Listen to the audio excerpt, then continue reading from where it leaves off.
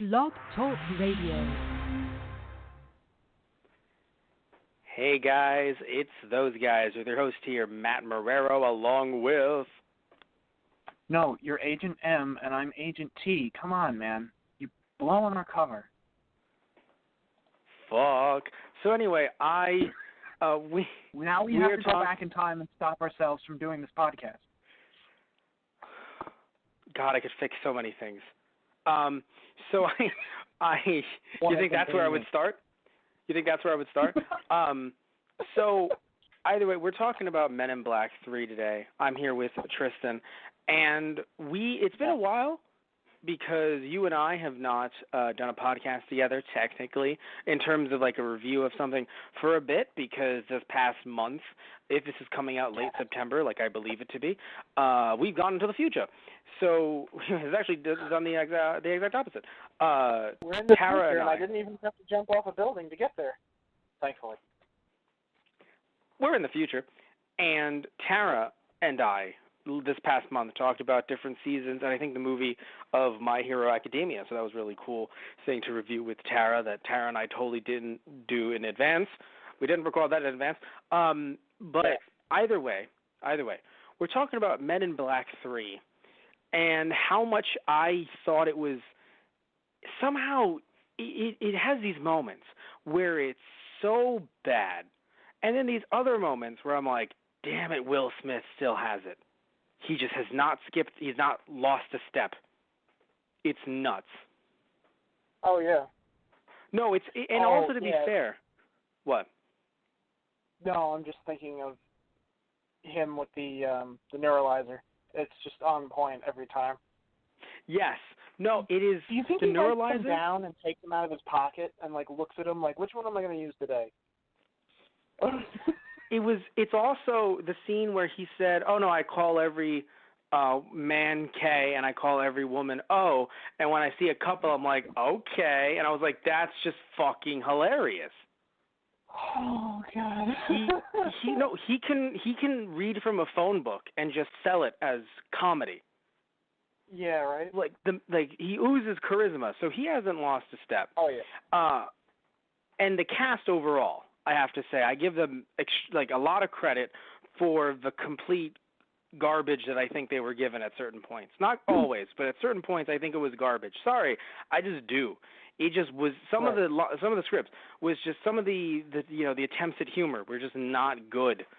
And like when it happened with Men in Black 2, I thought, it came out in 2002, so I don't know. And also because of the fact that it was somewhat close to the first Men in Black, I was like, sequelitis. But with this one, I was like, they had years to hammer this down. Yeah, and it crazy. feels as if that it was kind of dusted off. Right? Well, no, 10 years. Oh, right, yeah. Wow. Yeah, Men in Black 2. Right. Yeah. Well, let me make sure, but I'm pretty sure it's a 10-year gap from 2002 to 2012. Either way, Tristan, what are your thoughts on some of what I've said so far? Yeah, I mean, I know you had, like, your issues with, like, taking the main villain, whether it was, like, do I laugh at him? Do I take him seriously? Yeah, I'm Boris. like, yeah, Boris. It's just Boris! Like, every room he walks into, everyone's always dead after he leaves that room. So, like, there is that, but on the same hand, you have him arguing with his past self, you have him also trying to blend in with humanity, which I thought was hilarious. It's like, well, yeah. Is he trying to mimic laughter? I think that's what he's doing. Well, no, I think he was dicking with them, like, it's so funny, isn't it? Oh yeah. Yeah. But like, definitely.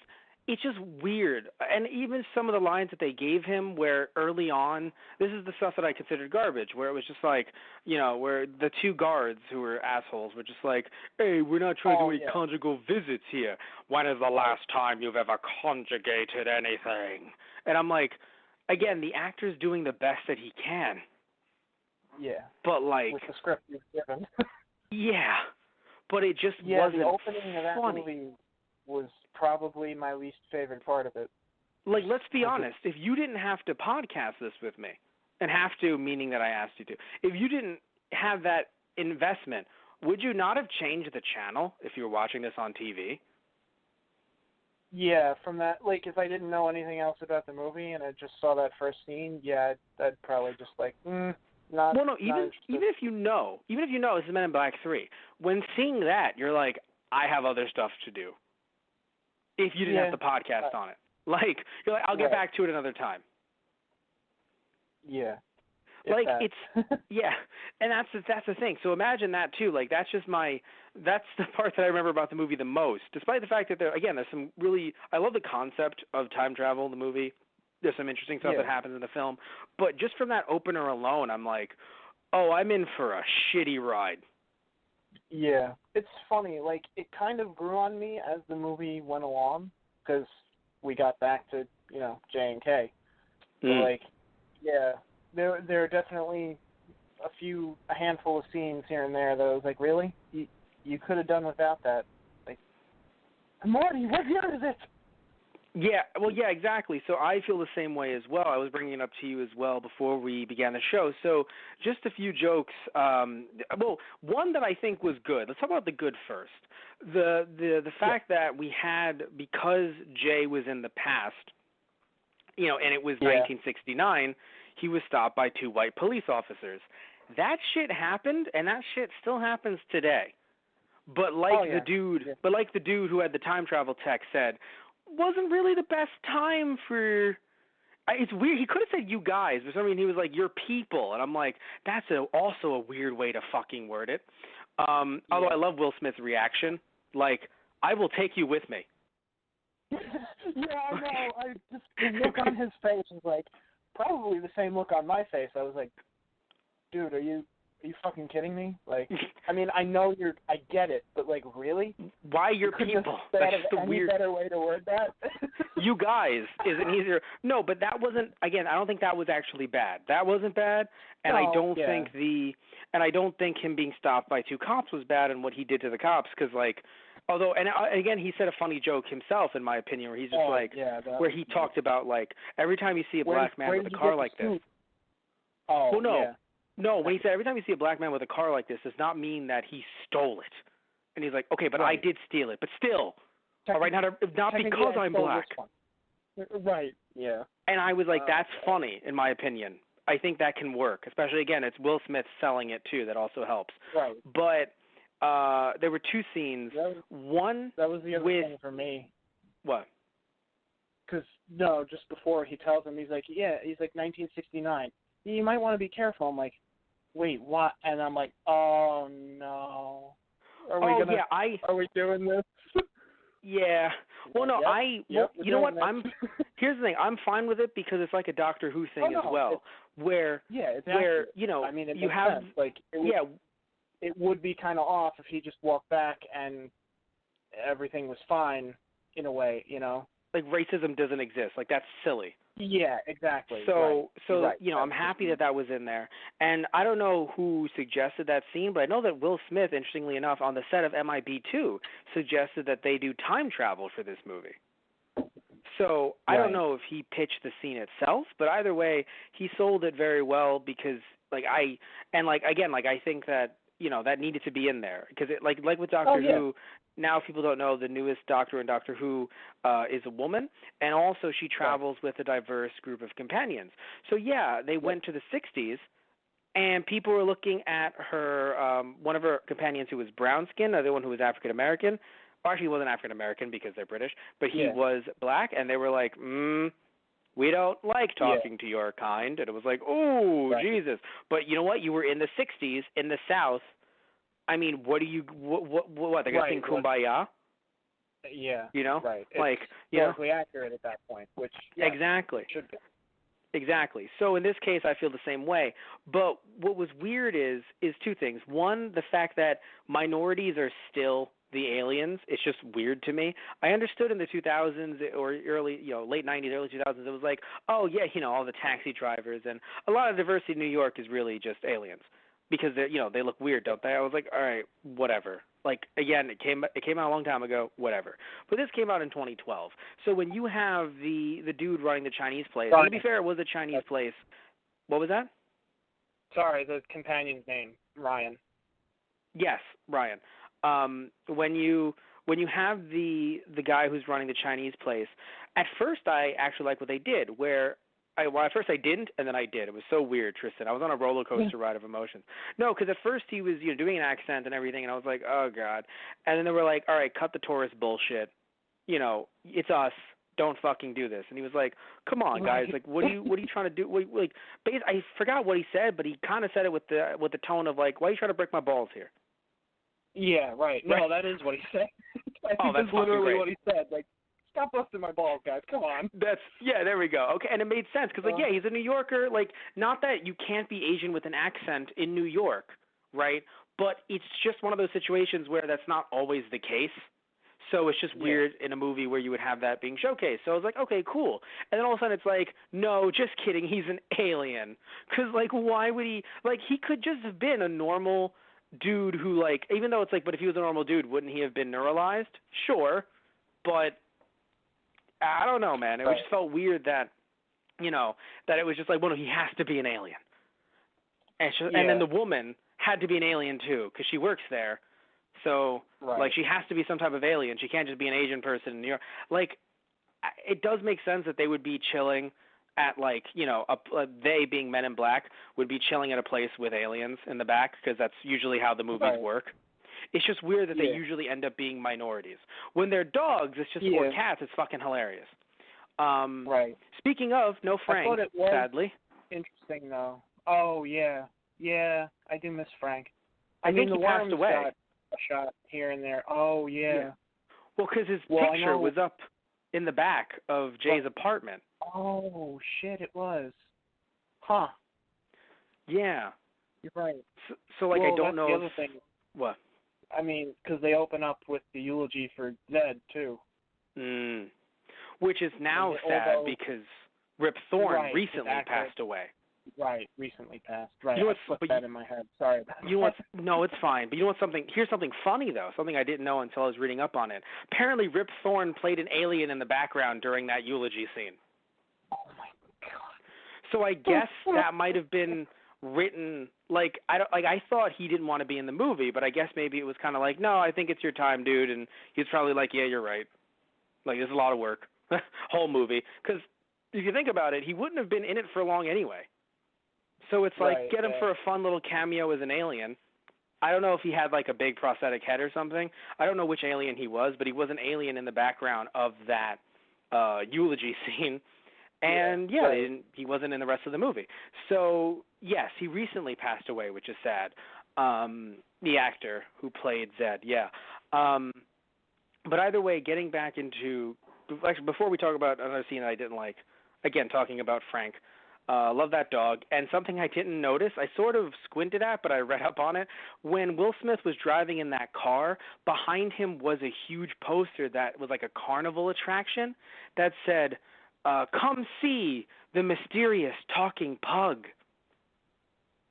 Oh, yeah, I did see that, and it didn't click.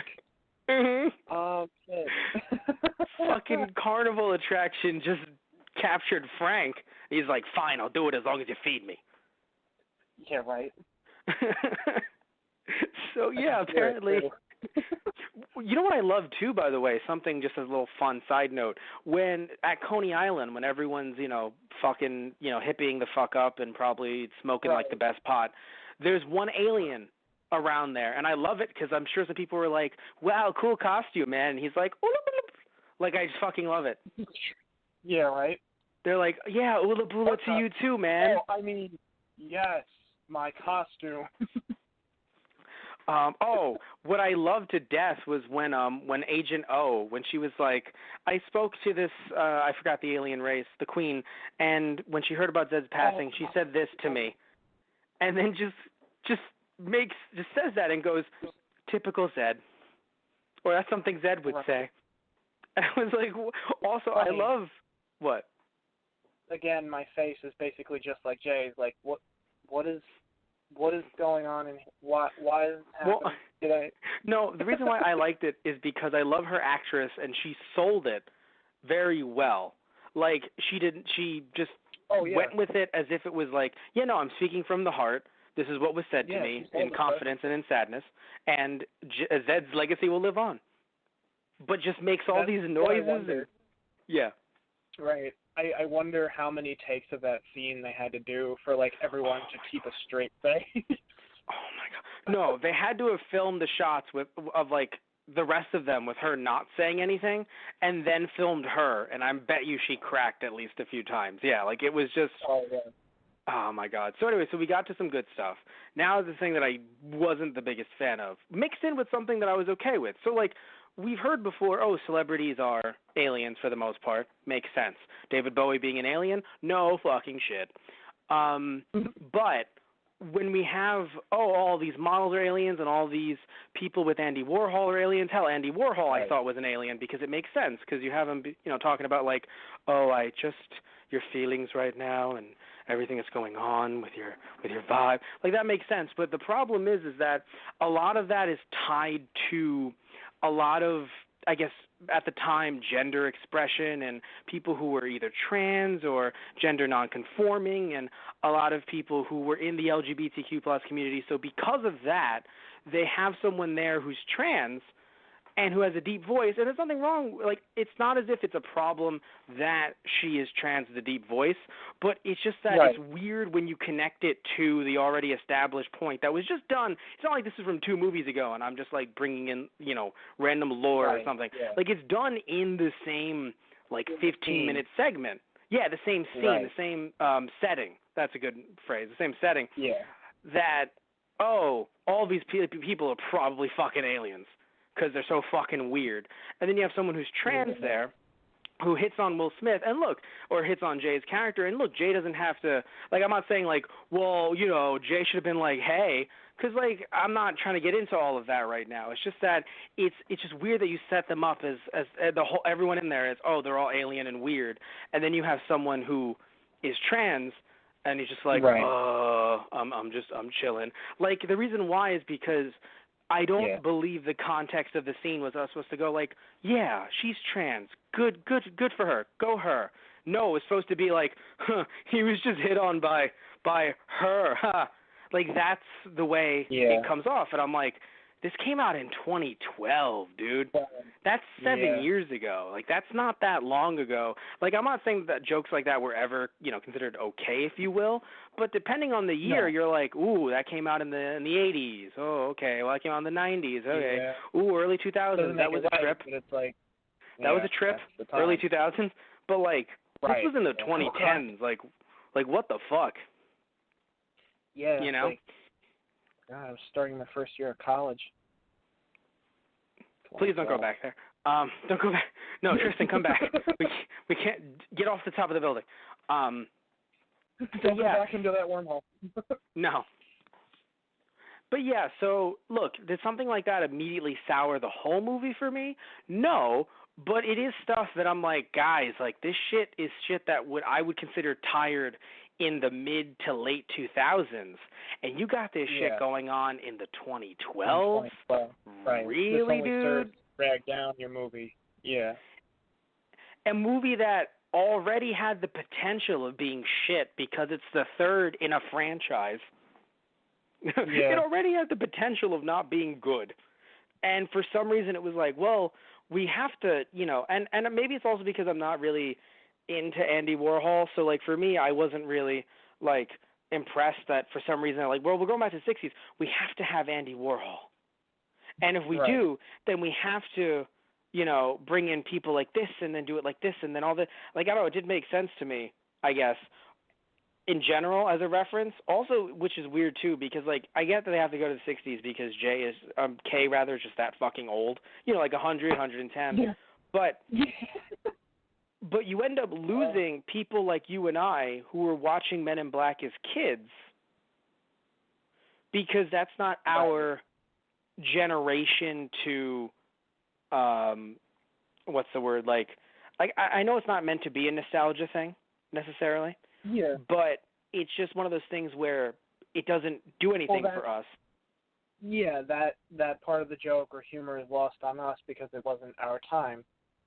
Right, Which, but but I don't know if that many people whose time it was are watching Men in Black 3.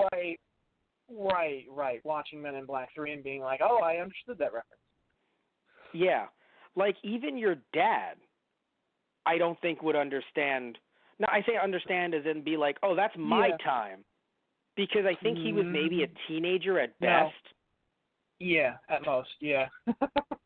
And that's your dad, who talks about giant monster movies all day, not all day, but like your love of giant monster movies like Godzilla goes back to him. So like he was in, movie theaters, drive-throughs, things like that, watching these giant monster movies when they were coming out new, some of them. So, I mean, he saw Star Wars during its first run, I think, right? Yeah, both of my parents did. Yeah, that matters. But yet, an Andy Warhol reference is lost on them. And it's like, I'm only bringing it up because, like, I get that they have to go back there, but it also is just references that are generally lost, so I don't think it clicks. It just looks like you just made fun of trans people. Right. So it's just like, what are you doing? But what I do love, though, again, this is back to the acting and how great it is. Fucking Bill Hader sells his I'm a fucking pissed off MIB agent who has to fucking paint tin cans and act like it's high performance art. I actually really enjoyed your work. Yeah, all right, thanks. Well, no, because so you know Bill Hader. You've seen him on SNL. We've seen clips of him with a friend of ours. He did like the what's their name game. Yeah, right. Yes. And then Will Arnett. Great. Yes, he killed it in that role. And then Will Arnett was supposed to be Jay's partner from this shattered timeline into the Spider-Verse of Men in Black, really. And so into the Jayverse. Into the Jayverse. He's supposed to be this his partner. And if you don't know or if you don't remember, Tristan, Will Arnett, not only on SNL, but also really funny as Lego Batman. Oh shit! Okay. Yes, I don't remember if you've seen the Lego Batman movie, but he was in that. I don't know if he voiced him in the Lego movie. I believe he did. Yeah. But no, yeah, Will Arnett's always a good time. I think he's also BoJack Horseman. Huh. But no, he's always great. I love his work. He was also in I think he was in either Arrested Development or Parks and Rec. Either way, really fun actor. So seeing him in that brief role, it was kind of like seeing the actor who played Joe from Family Guy in the second movie. It was just a fun little thing for me to be like, hey! And then it's just like, but it's so sad because he gets neuralized, and in this movie, Will Arnett's character is going to be erased from time if everything goes right. Oh my God! Yeah, also, we again, all cry over Ted, but then what about these agents that will be lost forever? Also, just their interaction. Just, who are you? I know, right? A completely different person. Yeah. Oh my God! Smacks him on the ass. What the fuck? I'm gonna have to ask you to back up another 5 feet before I flick you in the throat. All right, I get it. I'll get some coffee. Also, I found it interesting, and again, this is why it's weird because I don't know what do you call this movie. Like, is it a kids movie? And nothing again wrong with that. Is it like not a kids movie? Because like the fact that, and again, I find this actually kind of funny. Oh, temporal disturbances make you want to drink chocolate milk. Right. I don't have a problem with that joke. I actually think it's kind of funny. Like, it's not like uproarious laughter, but it's like, that's so weird. I like it. Yeah, no, it's that, I loved it. It was that you either have a very rare species of alien tick that you will die horribly from, and then she just smacks him across the head, and he's like, ow, what the hell was that for? She's like, damn it, it's not the tick. He's like, damn, it's not the tick? Oh, my God. Yeah. That killed me. Again, the acting in general, specifically Will Smith, the comedic timing was good. It's just certain lines, like I've said over and over, are not problematic, but are just bad. So again, that early scene with Boris, bad. Boris arguing with himself, bad. Stop staring at it. Yeah. And then and I'm like, what? Arguably, I'd say like each Men in Black has kind of had that problem. Like, they're just lines that don't do it for me. But then there's plenty of one-liners that, like, when I hear them, I nearly spit out my drink. I'm like, that was perfect. There's something about the first movie, though, that I think it had almost zero lines like that. For me, anyway. Like, zero lines that I'm like, ooh, this is just... Like, I don't mean, like, quote-unquote offensive, like I'm referring to with this movie with, with stereotypes and things like that. Like with the first... Because I'm sure the first one had some stereotypes. It's been a bit, but I'm sure it did. But no, I'm referring to, like, again, just, the conjugate, the argument with yourself. Certain things that I'm like, it just doesn't work. Right? But usually, I'm pretty sure 2 had that more than 1 did, if 1 had any. Yeah. Like 2 is where I was... Yeah, definitely. The kid killed it. Mommy, the strange man is drinking my chocolate milk, and he didn't even say please. He didn't say please. So yeah, something that I want to mention, and I want to throw it to you first because I've been talking for a very long time. What did you think about J and K's relationship throughout the film? Oh, yeah, because we kind of had a little back and forth about that earlier before the show. Yeah. It's odd for them to be, no pun intended, but at odds like this, and it's 10 years later. You think that kind of argumentative behavior and being out of sync with each other would get one of them killed on the job. At least that's what I thought.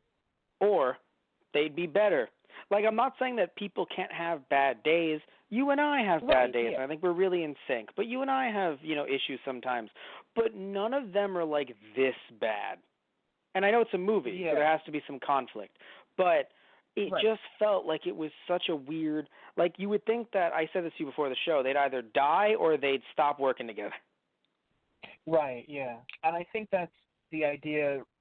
It really hits it home when Jay says to Kay after he storms out of the restaurant, he says, there's some things in the universe, you're not supposed to know, or no one's supposed to find out. And he goes, yeah, that's not what you told me when you recruited me. And it's like, ooh. Like, that's true, though, yeah. Right, though. Like, he's your partner. Why are you being so uptight about it and being like, this is above your pay grade, and like denouncing him a lot about a lot of it. It's like, dude, how long have we been working together? Like, what the fuck? And that's the Where weird is this coming thing. From? Like, it makes sense. I mean, you could argue it now makes sense with the end. You could guess it makes sense. Yeah, because he's, like, trying to strong-arm him. Like, it's like when it's someone's birthday and you're just like, oh, shit, it was your birthday? Oh, I'm sorry. Right. Like, I thought... And then they're like, or like, really, you didn't remember? He's trying to protect him. No, Tristan, really, you didn't remember it was my birthday? I mean, like, I usually care about someone more. And then at the end of the day, you just surprise them, and, like, their entire family is there, and there's, like, 2 grandpas where they're like, I thought they died. And it was like, I cryogenically froze them because it was your birthday. Like, oh, my God. You play it up. Like, it's just like, I mean, are we even still dating? Like, and all of a sudden, it's just like you fucking have a parade. You fucking rent it out, like, Fifth Avenue, the entire fucking avenue. There's planes flying above that are like, happy birthday, we love you. And then it's just like, oh, my God, I can't believe you did this. So, like, yeah, it's one of those situations, I think. But when watching like when the Jay film, went to the future, or when he went to the past, Oh, no, when...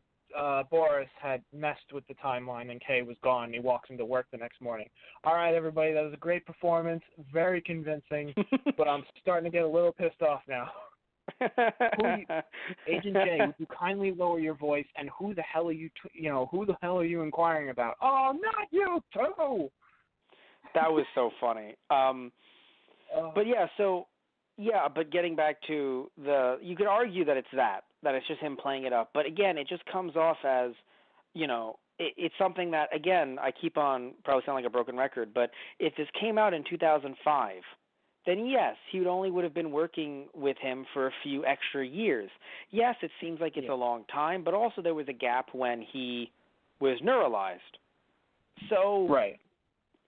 Not that long, a few more years perhaps. But you could even try to play it up like it hasn't been that much longer, maybe only a year or two, right? Even though it's in our world, it had been a few extra years. You can still try to play it off. Right. But like they said, it's been 12 years since, yada, yada. And it's just like, because it's been 10 years. So they can't just be like, no, Will Smith is still in his 20s and Tommy Lee Jones is still however old he was with the first two movies. No, clearly time has gone by. They have to acknowledge it. But because of that, you think that these characters have potentially grown in some way. And people don't usually change that dramatically, to be fair. Like, things will change in their lives, and they might change to adapt to those things. But to be fair, some things people might retain certain things. Yeah. But, like, you would still think that they would always stay the same. What was that? Some things will always stay the same. The more they change, the more they stay the same.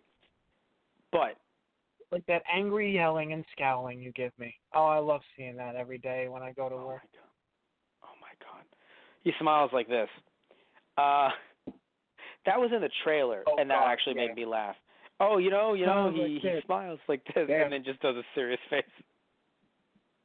I love how, is even like, How do you you're know not that? wrong. How do you know this? But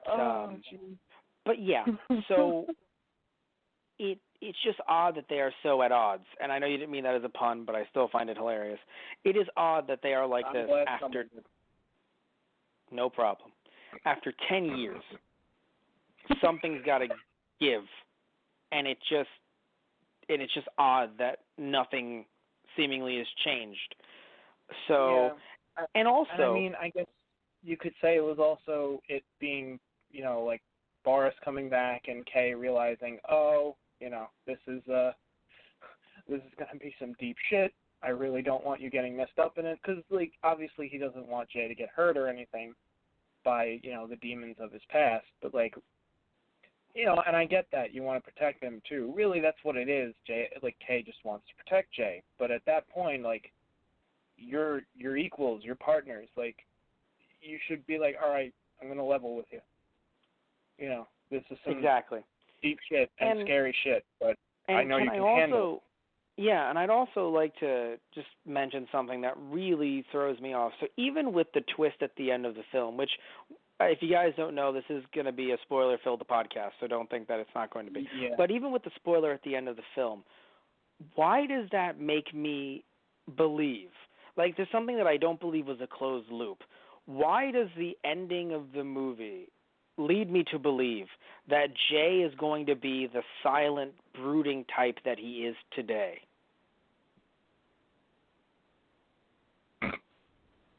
No, what happened? Sorry, I meant Kay, yes. What happened at the end of that movie? Because nothing about it made me think, oh, this is what changed Kay. Like, he just met that dude, the Army general. Yeah. It's sad, but you're right. What made him that way? I feel like even though this was supposed to be his backstory, it just ended up being a fun romp between a young Kay and Jay. Right, which was cool, but because it felt like it was supposed to be something in his life that went horribly wrong. And like, yes, it is terrible that Jay's father is the one that died to complete that mission, and he had to erase it from Jay's memory. But like, yes, but he doesn't know that at the time. Right. He knows it now in hindsight. Right. Also, can I add? That's why I fucking hate time travel. Matt, I thought you loved time travel. I fucking do. I was fucking just about to say it too. but I fucking love time travel. But the problem Right. is that every movie has a different interpretation of time travel, so you can never go into it with another movie's rules. So they have to just set up these boundaries themselves, or they just don't. And you're like, cool, Right. okay. Because in this case, I'm supposed to believe. Granted, to be fair, that little shit, the one who had all the time travel technology, was like, wait a minute, you do remember? Yeah. Oh fuck, that means you were there. What? Right. Yeah. Don't worry about it. Just tell me when you get back. Like, in a way, that made sense to try to close a loop, in a sense. Right. But That was kind of interesting, but yeah, at the Yeah. same time, it's still there's plenty of problems still with the time travel. well, the reason and that's kind of just one of the snags of doing time travel. Yeah, well, for me, the problem with doing time travel is usually, and I know you kind of have to follow things in a linear fashion because we're following it through a character's eyes, but when you follow things through a certain linear fashion, just the fact that Boris was even able to destroy, like, or kill Kay to do that timeline shift meant that there should have never been a way to reverse it. Yeah. Oh, that was the thing that bothered me. I guess maybe Griffin just lied to him. Because he said, oh, when Kay, blows off his arm, that'll be your cue, like, everything's fine, you'll be fine, you can go back then. I guess he was just trying to spare him from learning what the truth was. Because at that, I'm like, but Jay threw the other one off, the future one off the tower, and then Kay vaporized the other one. I'm like, so, wait, did they change history now? Did they make another timeline? Like, what's going on? Well, no, remember, it's not about another timeline. To look at it from Griffin's point of view, every timeline is a difference. Like, everything. Which is a possibility. Yes, every little thing. So, like, literally, if a gnat farted in that vicinity, the Earth could have cracked in half, right, or fucking something. Like, it's literally every single thing had a possibility, and it's kind of funny because it's technically something that's based in. Unless this is the one that Kay didn't leave a tip. See, I like that for a certain reason. So, well, I like it because it's the joke of the end of every single movie has some big, dumb, catastrophic thing happen, and I love it. Yeah. But the reason why I liked his ability in general is because it's obviously this multiverse theory that everybody talks about, but it was clearly he was done for complete comedic effect. So him I wasn't supposed to take seriously at all, because obviously if somebody sneezes, it doesn't mean that World War III is going to start in 50 years. Like, I know that it's the butterfly effect, but it's not that bad. Like, you go back to prehistoric times and you step on a butterfly, fuck you, you just probably killed your grandma, you dick. But, because that's a huge amount of time. That I get. Yeah. But it's so silly that it's like, wait, if Jay didn't pay the tip, that means that an asteroid is going to hit the Earth. Right. Little stuff like that is just hilarious. Or when it was like, if, talking about the Mets game, if the catcher's mom and dad didn't drink wine that night, he would have been, I think, like Tracy, who was a typist. Yeah. And I was like, what? Right, Like, little stuff like that is just meant to be funny because it's like these little tiny things are supposed to actually be these huge butterfly effects when really they're not, unless you go back prehistoric. That makes sense to me because it's like, no, like you literally are destroying an ecosystem that could unravel the fabric of what reality is in the future because you're going that far back. But like, sneezing doesn't, sneezing isn't going to blow up the Earth in any, the way Griffin describes it. What was I going to say? Oh, talking about J and K though. Yeah, we talked about them initially, like their relationship, but how do you feel about their newfound relationship? Yeah, because, like, I always got the sense that, Kay is like a mentor. Yes, like a Jay. father Like, I always had that sense. figure. Yeah, kind of like I mean, sort of like what Anakin and Obi-Wan had, in Revenge of the Sith. They were brothers. They were both knights together. They both trained together. Like, yes, Obi-Wan was Anakin's, mentor and master, but it's still that idea he's, his mentor. And then when the events of the end of the movie play out, it kind of feels like, so, like, was Kay secretly there to help raise little Jay and make sure that he was okay? And then he waited for the day that he could finally recruit him. And so I got to be real. Obviously, he didn't do that, but. Well, here's the thing, though. To be fair, he kind of did. Yeah, I mean, I'm sure, like, in the sense that he still let him live his own life. But no, but you see, that's the thing. Secretly keeping an eye on him, like he was, like, with his old wife, like through the satellite pictures. But that's the thing. Probably, like, well, no. But here's the thing. Here's the thing, right? So how do I explain this?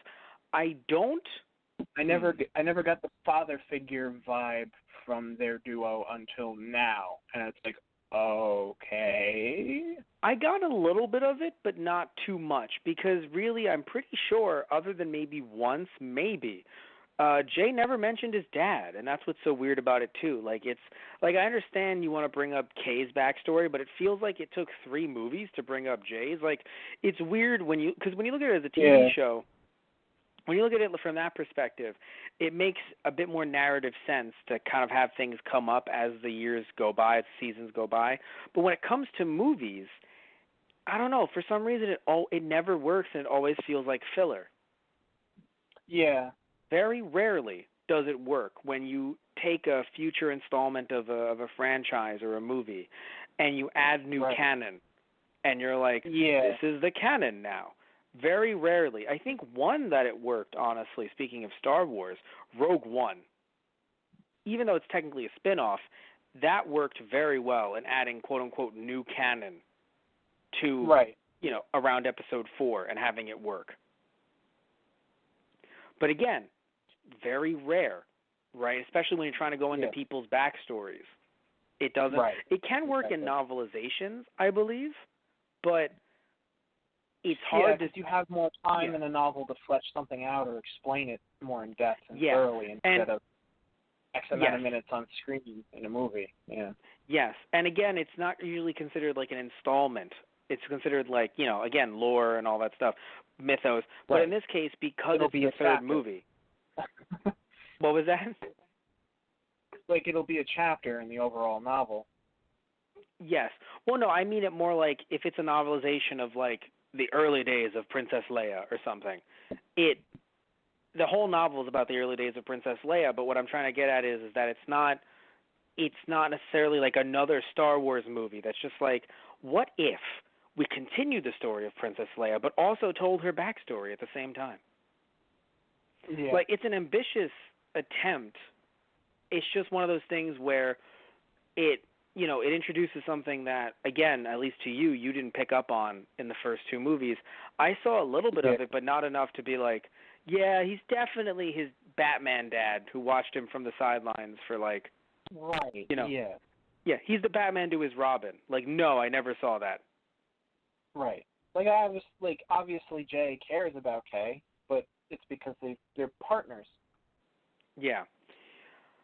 So, but here's the thing, though. I don't think he ever, talked to him after that. Like, I feel as if he stood on the sidelines, and then but here's the thing, too, it's interesting. Even though I still feel like it's odd that they, introduced it this way, it sort of does make sense why he would look at some random, at the time, he wasn't a kid because he was a cop, but, like, to him, compared to the age gap, he was a kid. He looked at some kid from New York and was like, yep, that guy. Really? Gay over all of these fine recruits? Yep, no, it's him. Yeah. That kind of does make sense. I know it's supposed to be like, well, he believes in him and stuff, but, like, that's a lot of faith to put in some random person. Yes, he said to Zed, well, I mean, he did chase down that alien but, like, it also makes sense that it's like, no, I know him. I know him from a long time ago. Yeah. Yeah. I mean, Oh. I guess because I felt like that's like in the time frame when that came. Well, that being the first movie, I thought it was more playing off the fact that like, yeah, he's more, instead of doing everything by the book, he'll actually look outside the box, and like that was what was unique about him, and that's why Kay wanted him. But that's why he knows that. Because like he could have just been a fool. That's fair. No. I agree with you. Within the context of that movie, that all makes sense.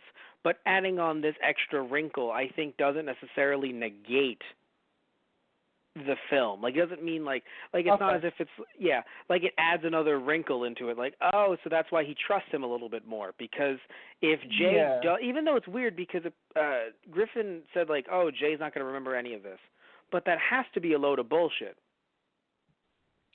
I mean, he remembers it now? Question mark? Because he dropped his father's pocket watch, and it was just like, well, right. All right, I guess we've come full circle, kid. Now. Yeah, right. So there's definitely some things I know that you don't know now. I highly doubt that. Oh, come on, man. Yeah, so unless maybe Griffin was right and Kay forgot, but Jay is like, well, here's the thing, though. You remember that kid that you saved? Boom. And it's like, all right, you got me, fuck. Yeah, no, I don't. I don't think Kay forgot. Okay. Either, because again, I honest to God don't know, because again, that was supposed to be the original. Yeah. They should. Oh, by the way, do you know who? I want to say his name is Mike Colter. Let me make sure I'm right. Do you know who Mike Colter is? The name is ringing a bell, but I don't know why. So he was the guy that played Jay's dad, who you don't know initially, of course, that it's his dad. Right. But yeah. So Mike Colter, as far as I am concerned, ate a whole other human being and gained all of his muscle mass, his eventual muscle mass, from that human being. Now, he says he went to the gym. I believe that is a full-on lie. I don't know this man, but he had to have eaten another human being. You saw how lean he was, correct? Yeah. He played Luke Cage. Oh. That is not the same man. He ate another human being and stole their powers. You might be right. I love. It's gonna be real right now. You might be right. Here's the thing. I saw his face and I heard his voice, and I'm like, that can't be. Because like I saw he was tall, sure, but like he was lean. Yeah. He was in shape. Like, he definitely has some muscle to him still too, but like not Luke Cage level muscle. And so. Yeah, no, he says, I trained a lot. Uniform, but like, damn. No. He says, I kept in shape, but I never actually, like, worked out, heavy because I wanted to be sure that I could be in a multitude of roles. But once I got cast as Luke Cage, I was like, oh, damn, I really got to. Oh, damn. I really got to. I really have to hit the gym. Right. But I just don't believe him. I'm sorry, I don't believe him. I know people can bulk up, but like. Well, he claims he didn't have any trainers. He just trained really hard. He looked at a lot of info online and really tried to work. Like he apparently was vacationing in Paris, and he was like, "I gotta hit the gym though. Even though we're vacationing, the second I got cast, I know it's going to be a lot of work to be Luke Cage, so I have to hit the gym." So he claims he was at the gym, like he would be on set till 10, and instead of either going home to sleep or going home to learn his lines, he would go to the gym after that. And like, I'm not saying that he didn't have that hard work and dedication. I'm sure that some of it was there, but I also think he ate a full human being. So Mike Colter is an alien, is what you're saying? No. I think that through. No, he's definitely not an alien. I think that through sheer willpower, you can eat another human being. Oh, okay then. I feel but seriously, saying he's an alien would be better in that case. But okay. No. But anyway, so he, and by the way, I would like to note, he's currently 43. So at the time of this movie, he was in his mid-30s, and he looked like that. Like I, honest to God, thought that he was in his 20s. Seeing him like that. Yeah, shit. I did too. So yeah, dear God, he and again too, just the way that he slid into this role, like I was sitting there and I'm like, yeah, like he's clearly military, but he didn't seem like Luke Cage. Again, I just see his face and his voice, and I'm like, I think that's Mike Coulter, because you've Right. seen a little bit of Luke Cage, or you saw Jessica Jones and he appeared in Jessica Jones. Okay, Yes. that's what it was. Yeah, I've seen pretty much all the Marvel shows that were on Netflix. So yeah, I loved Luke Cage. Season 2 definitely as well. Not as much as season 1, but I really enjoyed it. And yeah, they all got canceled. Anyway, so yeah, so I see him and I'm like, that has to be him, but it can't be. It's fun. It felt like this movie came out in the 60s. I'm like, well, it must have been like a 20-year gap. And it's Right. No, because Luke Cage came out, what, like 4 years later? Let me see. Luke Cage came out, actually, no, 4 years later, 2016. What? Damn. What happened? Well. What? He was 39 years old as Luke Cage, and he looked like he could murder me in his sleep? What? No, the dude is jacked. I mean, Yeah. I don't know about now, but like as Luke Cage, like he looked the part. Like he was Luke Cage. Right. And he played him well too. Like anyway, side note, sorry, just the career of Mike Coulter. Josh Brolin was a good K in my opinion. Right, yeah, he plays young K. Yes. Who is also Thanos? He did a great job. Thanos and Cable. Could you imagine just those two characters looking at each other and it's like we're played by the same person? Basically. Well, that was a coin. That's two sides of the same coin, or no, two sides of a different coin. Tristan, it's one is okay. an alien trying to destroy the universe. The other is a human trying to save the universe for humans and aliens. Oh, you're talking about, okay. I thought you were talking about Cable, because I feel like Cable would just walk up to Thanos, shoot him in the back of the head, and be like, what was the trouble? Oh, yeah, we're done. What was all the fuss about? Just save the future. Thank me later, dicks. Walks away. Or just looking at Kay, you're too soft. Shoots the alien. All right, come on, man. Oh, I did find it interesting where it's like, are you going to arrest me? Not this time. Shoots him. I was like, oh, well, fuck. Not this time. Yeah, so... Yeah. So many alien splats. So many. Yeah, so little time. Like, I know we've done that multiple times throughout the movies, but, like, I felt like this one in particular, especially with the fight scene in the restaurant, like, it's just alien splats one after the other. Something about Aliens that I loved to death. To death. I talked about some stuff that I didn't like, but now I got to talk about some stuff that I liked. When we looked at the alien designs in MIB headquarters from present day, 2012, to the 1960s, how fucking cool was it that they changed the aliens' design? Like in the present day, they were all like mostly CG, very little practical. When you see all the aliens in the 60s, they look like B-movie aliens that you'd see on like Twilight Zone. Did you notice that? Yeah. Yeah, now that you say it, I feel like, I noticed that. Yes, like the faces, like you could tell that they were like helmets. Not helmets, but they were like masks. And then you had someone literally with a fishbowl. Right.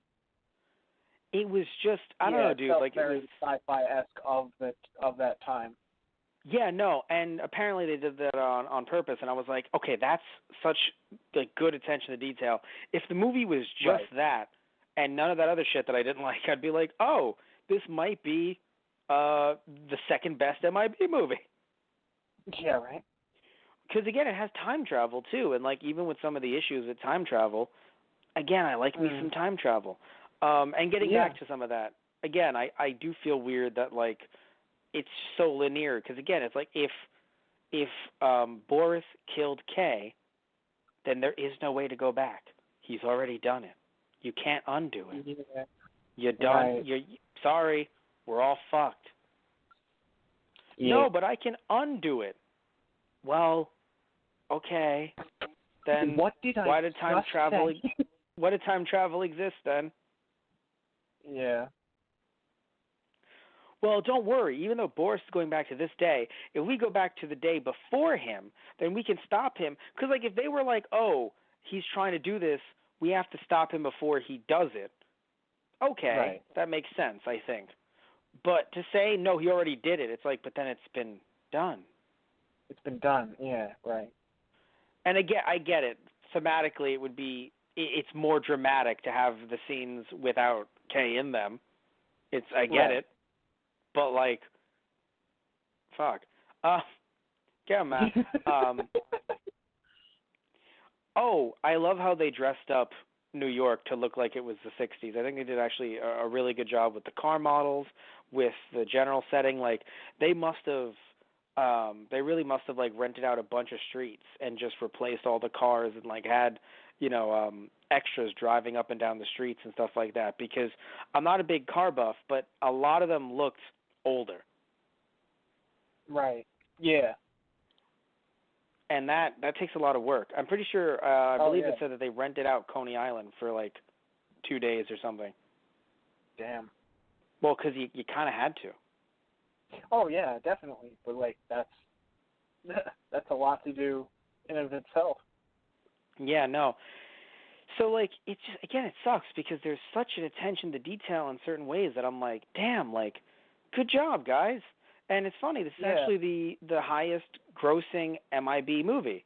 And it kind of makes sense because with that, well, because of the large gap, getting not only Jay and Kay together again, Will Smith and Tommy Lee Jones, but then also bringing in Josh Brolin, and he's, an accomplished actor. I know that you and I don't know him out of his, superhero roles, but he is an accomplished actor before, getting into those roles as well. So having him be in this movie, I think, also brought some people into it. And again, his impression of Tommy Lee Jones is actually really good. Right. Like, it does feel like it's J and K traveling together. Yeah, it definitely did. He definitely got the impression down, like, spot on. It's so interesting. So, like, I enjoyed, I understand why, I enjoyed them together. I understand why that people went to see this so much, but, like, so many people went to see it. But it's just kind of funny because they were trying to make a sequel after it, and it was like, you fools, this was supposed to be the finale to it. Right, yeah.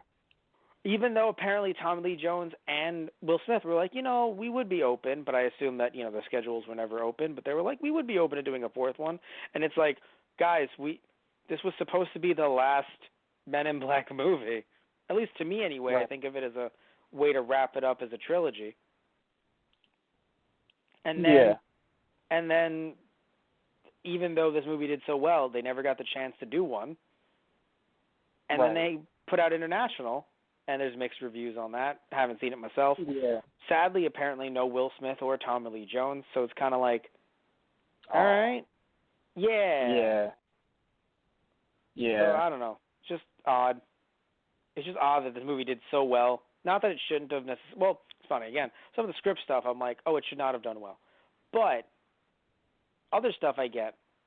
Like, I get why, it did as well as it did. But yeah, it's interesting. Very interesting. Yeah. This is a very interesting film, I think. I don't know, because again, I don't know what to. It's just so. There's so many weird twists and turns.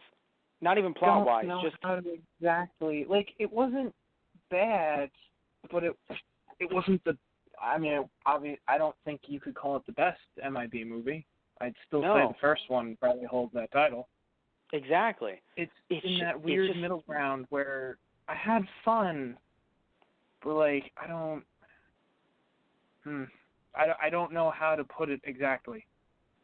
Like I had fun with the movie. But it's just there's too much in it that like, and it's not even about time travel. There's just too much in it that they didn't either explain or that was again outdated stereotype bullshit. But then you have someone like Griffin, and it's like, God, you're so fun. Yeah, you're the Griffin best character was a really in the good fucking. Yeah, best fucking character in the movie, I would argue. Right. like, new character. Yeah. Even though Agent O, both versions of Agent O were really cool. Oh, Also, yeah, she was great, too. Fun fact of her, the younger version of her, played by Alice Eve, who I saw her on Conan. I think it was a few years before she was in MIB3, and it's so funny because that's her real accent, but because that's her real British accent. But when she moved to, I think her family lived in LA at one point. So she talked about the fact that, peer pressure caused her to like try to change her accent to not be different. And so she's doing but here's the thing. She's doing her British accent. She's like, so I just didn't want to stand out. And Conan was like, oh, so then can you like do it? And she's like, so like peer pressure, man. And like she just sounded like she was a native and people were like, what the fuck? Like I have to send you the clip, Tristan. It was hilarious because she just, did a great job at nailing the California, like the Valley Girl accent because that's where she lived at the time. Yeah. So she like just kind of like got it down, And it was just, but it was perfect because again, she can jump between both. So in this movie, she was actually doing her native tongue. But in other movies, she's done American accents and kind of just really slipped into it, like very hard to tell that she's not American. Yeah. So yeah, it's just kind of funny in that way where I see her and I'm like, hey, because it's funny. I've seen her in Conan.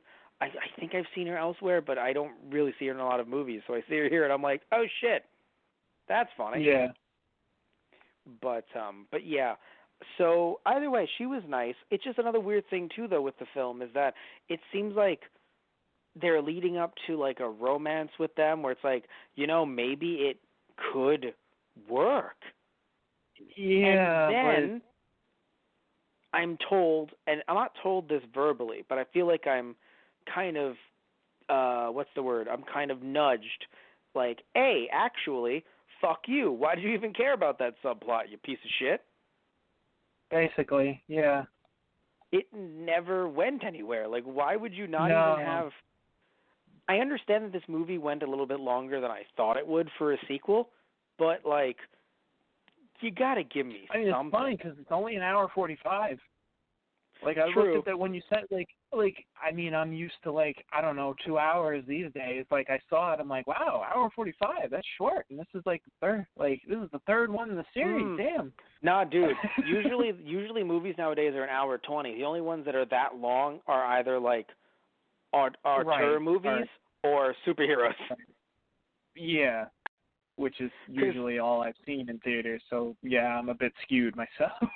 No. Well, what happened is I think after a while they just realized, they in this case being, I think Feige and Marvel in general are just like, wait a minute, hold on. So they don't want an hour 20 long movie? No, they actually want as much depth as we can give them. They like the heroes. So you're telling us that we could get them in there for 2.5 hours? If we make a longer movie, they would give us more money? Yes. I know it's crazy, but bear with me. Yeah. No, it's crazy though, because it sounds like something that because there was a time when a lot of movies, dude, and I feel like it's still the norm to a certain extent, are an hour 20. Like there was before that though, movies were whatever the fuck they wanted to be, 2 hours, 2.5 hours, at most 2.5. Right. But still, maybe hour 40. But no, there were a chunk of movies that I saw at one point over the last 10 years that have been exclusively hour and 20. Because God forbid, we can't go over an hour and 20, otherwise we're going to lose the audience. And it's just really? Really? Are you sure? All right. So no, I'm saying that, I don't know, I feel like you could have just at least done something with the two of them. You changed the timeline a little bit, now they're together. Or something. I don't know. It felt it felt weird. It felt what? I mean, Kay has a wife in the first movie, though. He left, or that never, I forget now. It didn't work out because he became an agent, but Yes, it didn't work out. Well, no. Well, here's what happened. Remember, I don't remember about the first movie. The second movie, he... Oh, right. I'm thinking of the second one. Yes. He, quote-unquote, woke up from a coma. And maybe I don't know, maybe what happened is that, like, you know, his wife, I don't know what happened with his wife in the first one, but he woke up from a coma and they're together, and then just to try to get them back together and have this conflict and everything, it's like, come on, Kay, that's why your wife left you. Punch in the face. Right, yeah. It's not the first time he's punched him in the face. Technically, in canon, it's the second. It's the second time he's decked him in the face. But yeah, yeah. so, Oh God, he just wails at him. He's like, "That's for lying to me," and then boom, that's for telling me the truth. I'm like, that's a good I get line. it, Kay, but like, damn. It's a good line though. Like, that's for telling me the truth. Because it's kind of like, yeah, because I mean, who wants to hear that? If you do the thing that you have to do to save humanity, you're gonna die. Well, thanks for telling me that. That it really helps my not resolve just that, to do the thing I have MIB to protocol. go do. But it's MIB protocol, right, probably. Yeah. It's like, you lied to me, no. and you shouldn't be lying to me, so boom, I punch you. Also, you broke the rules, kid. Boom, I punch you. Oh, yeah, no, exactly. That's exactly why he did it. You broke protocol again. How many times do I have to tell you? You haven't told me anything yet. Yeah, but I know I'm going to have to in the future, so that's for... I've known Zed for over 20 years. Never invited me to his house. Never talked to me about anything outside the workplace. He never shared one personal detail to me ever. That is life. Thank you. It's just like, what? Please, and I love. Please tell me you do better at mine. Oh my God! If I die first, please do not please do tell that. Me you give me a better one. Yeah. Oh my God. But that was beautiful. Yeah, and you know what's interesting too? Maybe it's just me. Another reason why I feel like it was a huge twist with Will Smith's, with Jay's dad being there and dying and yada yada. Was it just me, or when Griffin is like, when with life comes death, and then you end up having him say like, I don't like seeing this part. Did it make you think, is Jay gonna die? Yeah, that's what I thought. I thought it was going to be Jay, like he would have to sacrifice himself to save Kay or something like that. Now, here's the thing. Too sad, but narratively, that would fit so much better. I don't like it. Yeah, I think it would leave too much of a bad taste in everybody's mouth for the comedic level that Men in Black is known for. Oh, don't get me wrong. It would. Don't get me wrong, it would. But yeah, narratively, I agree though? with you. Narratively, yeah. It would totally work better because Jay would know that he's like, look, the universe needs, like, not to be like that, and like, not that Jay isn't important as a person either, but like him being like, Kay, you've done a lot of shit that the universe needs you for. Like, you need to be around. And it's a full cycle. Like, Kay, why are you such an angry fucking shit all the time? Well, you'll probably learn at the end of your life, kid. No, like, yeah. You know, because, like, if he knows the person that he's working who was with, younger than me, had to sacrifice himself for me and my dumbass. In the past, yeah, and I know this, and I've known this for years, and I can never change it. That's gonna weigh heavy on you. Yeah, that would be an event that I feel like would turn Kay into the man that he is now. Yeah, you're right. Yeah. So, like, Oof. I don't know. I wonder if that was, like, in the script, and they were like, no, and they just rewrote it. Yeah, right. And I don't know. Again, that's never been talked about, so we're purely speculating here. It's just nothing in the movie, A, makes me think, well, that's what made Kay into the man he is today. And two, what's going on with that romance between the two of them? Between Kay you're and right. O. We never really got that gut punch to, like, Ever. This is what happened in Kay's past to make him the crotchety old man he is now. And maybe someone will say, no, but he watched that man die in front of him, and then he, now has the kid as an orphan. Are you telling me that didn't happen to him before that moment? What fucking cushy-ass desk job did Jay have at MIB that nobody got orphaned up until that one moment? Really? Yeah, I feel like like, That's shit, a the daily. alien ambassador that Kay really liked that got murdered in front of his face. I felt like that was more of a gut punch to his own personal life. And that was years later. Right. Yeah, it's weird.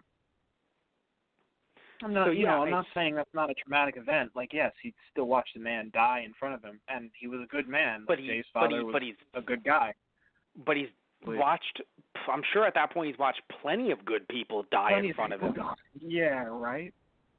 I don't know, maybe that's the idea. It's just over time. It's like, you know how many people I've seen die, kid? That's all he has to say. I know it's a what's it called? I know it's a sour, somber note, but again, you're trying to, right. You literally have them asking over and over, why are you this salty, old man? And I have not seen a reason for him to be this salty, other than in past movies, which is kind of funny. All he would have to do is look over it. Right. What were you going to say?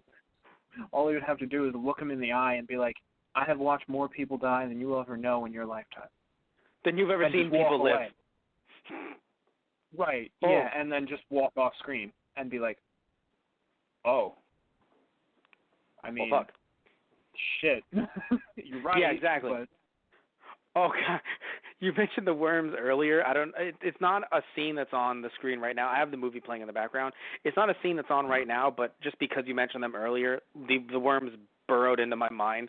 And out of nowhere, I heard, this planet's toast. Yeah, oh my God. First sign that the world's going to blow up. They're like, adios. Fucking, like, it was, what I love so much, though, the first movie and this movie. Yeah. They said the exact same thing. They could have used an archived line to say it. They fucking they did the exact probably did. I feel like they did. Even the same CG, too, the same walking animation. Oh, my God. No, because they had the rollies, too. They were rolling them around. Yeah. Like, this planet's toast. Yeah, we're out of here, man. God, those little shits. Yeah. What little shits? Oh, you know what I really enjoyed in the movie? The body horror. You did not. I feel so bad. You were like, why am I eating? And I was like, I didn't know you were eating. Yeah, the little, like, creature that goes into his hand and comes out and shoots needles and shit, yeah. That was metal as later fuck. on, I was like, oh, that's really cool. But, like, at the beginning, I'm like, oh, no. I'm looking at my sandwich, looking at the screen, looking at my sandwich. Why you gotta do this to me? You hear the opening to Parasite? Like, just freaking just screaming at you. You've seen the opening to Parasite, right? Yes, I've seen scenes from the manga. Yeah. No, but the actual like opening theme for Parasite. I think I've shown it to you. Yeah, no, because it's basically Parasite. Yeah, basically. But no, because my thing is this. So I don't. The reason why I loved it so much is because I forgot about it. So I was like, this movie, it's paper thin plot, yada yada, has time travel, I like that, and all this stuff. And then all of a sudden that happens, and I'm like, oh shit. Well, my opinion on this movie has changed drastically.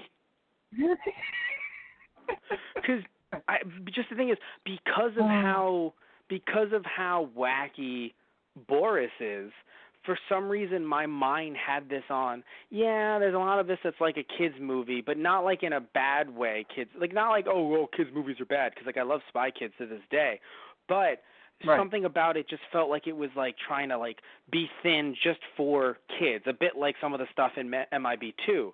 But then again, I see the opening and I'm like, even though the conjugal visit stuff and the guards being, pigs did make me go, oh, this is so high class, adult, let me swirl some wine. But I did think like, oh yeah, that isn't necessarily for kids. And then the hand thing, and I'm like, yeah, I don't think this is Babby's first body horror. I think this is horrifying. Yeah. Like that would freak you out as a kid. If you saw that when you were 8, you'd be freaked the fuck out for like days. Oh yeah, there were friends of mine from school that saw like Men in Black, and I was like, like, not that my parents necessarily like had a problem with it or would have had a problem with it at the time. I don't think, but like me as a kid, I was looking at it like I'm not allowed to watch this movie. Wait, you know? wait, you saw it with friends or?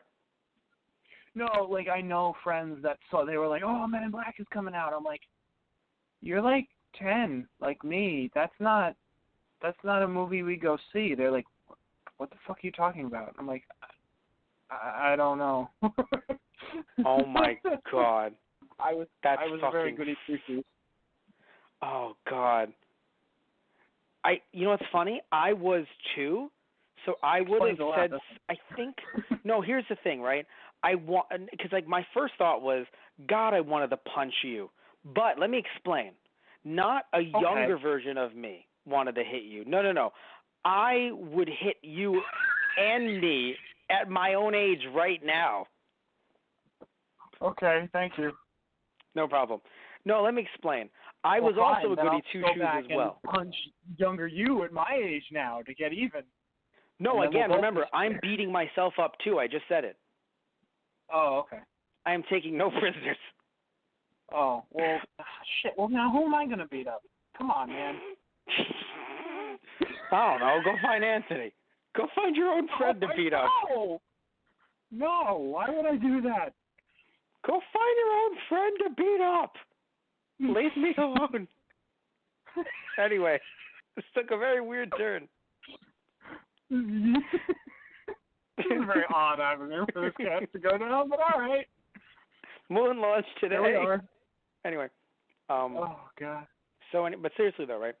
Oh, can I also mention how fucking weird it is that I know for us, the viewer, we have to be like, oh shit, the moon launch.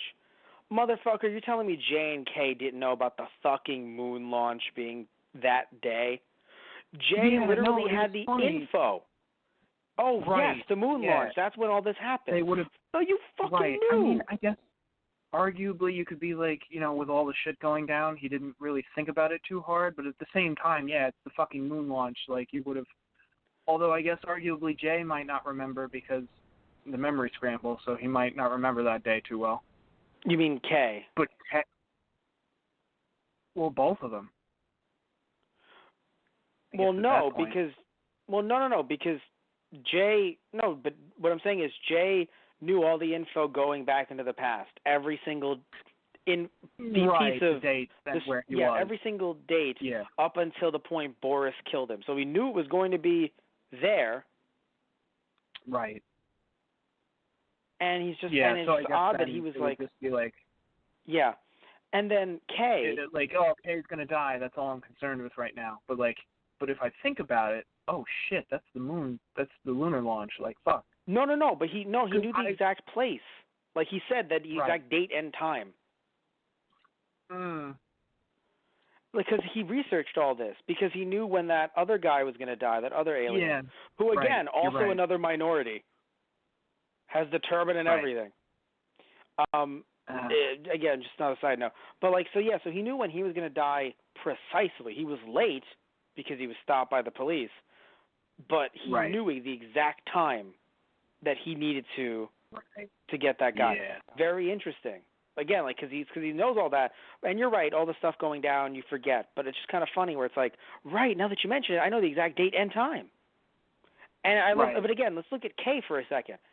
Telling me the dude working for Men in Black is like, oh right, yeah, that moon thing.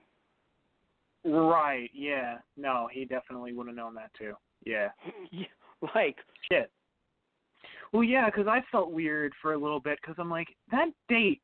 I know that date is important, and I had to reach into my brain and be like, I know that date is important. Why is that date important? I'm like, oh, dumbass. Yeah, it's the fucking moon launch, of course. But again, it's fine. I understand that to us viewers it has to be explained. It's just always weird when the movie has to dumb down the characters to do it. Or a TV show. Yeah. Right. I understand in certain cases, you have a show like Naruto or a manga like Naruto where, the main character is Naruto and he's really bad at studying. So he has to ask these questions, and then someone who's smarter than him is like, explaining to him what, certain things are, and then we, the viewer, learn what it is. No, that happens a lot. I'm rereading Naruto, and Naruto's like, what's a chakra? And Sakura's like, wow, you're a fucking dumbass. Chakra is the thing that you fucking use in your body. Right. To make ninjutsu. It has to be explained for us, the audience. Yeah. Yes, but to be fair, at least Naruto's bad at studying. In this case, it's kind of like Jay did all the research, and Kay's working for the Men in Black, telling me one alien is sitting around just like, yeah, I'm kind of from around that moon place. All right, the moon, we're going there. Oh, cool. Hope you live. What? Yeah. So yeah, that's the thing. It's just it's just weird when a movie has to dumb people down to to explain something to the audience. Right. What was it? Something else I wanted to mention as well. I've forgotten because of our rant. Seriously though, I was also a little goody two-shoes as well, but for some reason a few things would sneak in every now and again. Like Men in Black was one, if you want to consider that something that us kids shouldn't be seeing. Even though now that you've seen it, there's nothing about the first Men in Black, I would argue, that's not necessarily too not kid-friendly. Yeah. I mean, the roach at the end was kind of scary, and, like, him taking on the human but you're skin 10. suit. But, like, right, it doesn't really, you don't think about it as much when you're that young. Only when you're older do you realize, oh, that's actually incredibly horrifying. Are you sure you were 10? Because remember, first Men in Black came out in 99. You might have been 7, and at 7, I think I hear you. Yeah. No, yeah. For the first one, yeah. Okay. No, because when someone said that to you, you said you were 10, and I'm like, no, 10 was the second one. And at that point, yes, I'm like, Tristan, come on. But, like, at 7, I can understand why you'd have that train of thought. 7 or 8, assuming it was coming out to, like, VHS when we were, like, 8, perhaps. Right.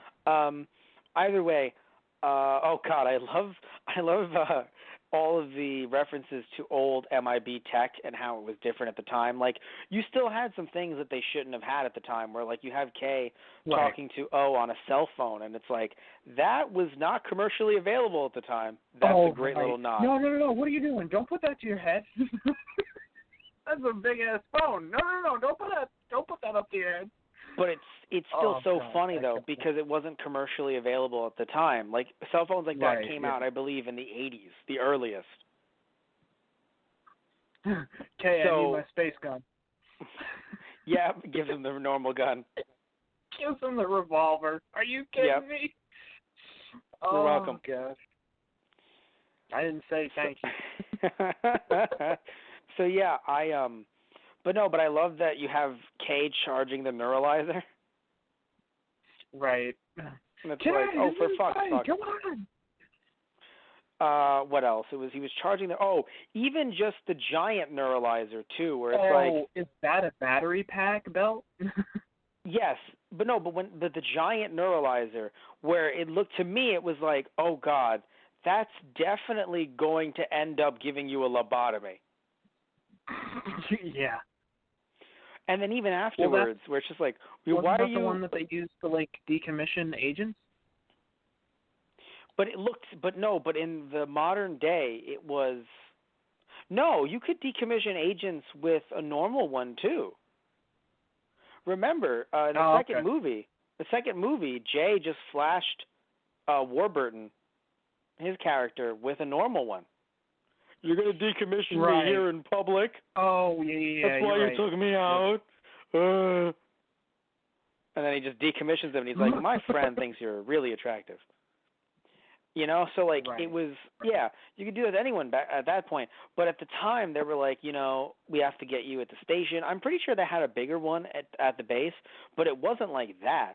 Like, apparently, even though it was a joke, it was based on a serious thing, because they didn't look at him weird when it was like, I deneuralized him a bit too hard, got to walk him to the door. And it was like, I put my pants on, and I was like, oh my fucking God.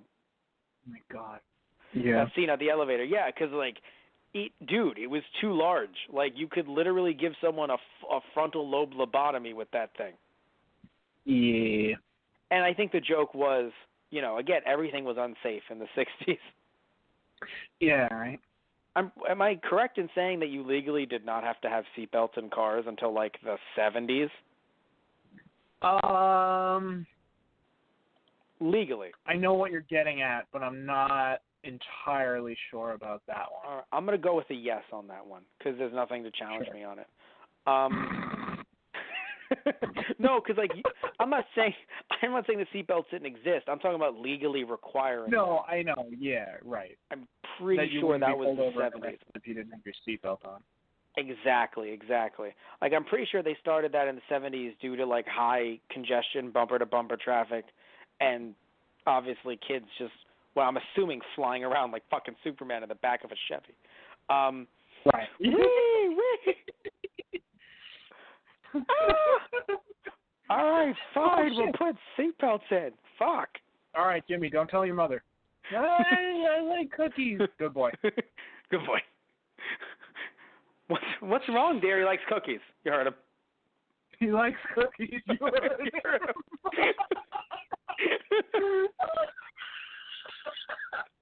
Oh God, go to hell. Why did I get you? Why did I get you so hard? I don't know, It's man. been a long day. It's been a long day, everybody. Do we still have an audience? Are people listening to this? I don't even know what's going on anymore. I like cookies. So the fight with Boris to me was very anticlimactic, even though there were two of them, because this movie isn't a superhero movie, it isn't a kung fu movie, it isn't a giant monster movie. Like, what can you do with Agent K and J that looks appealing in a fight with the same alien but younger, 40 years younger? Yeah. Like, in the second movie, they had Zed do some really weird wire fu, which was, like, really dumb but also kind of funny. Like, it was... Yeah. But, like, in this movie, it's like... to be like, all right. But in this movie, what can you, honest to God, do? It was just odd.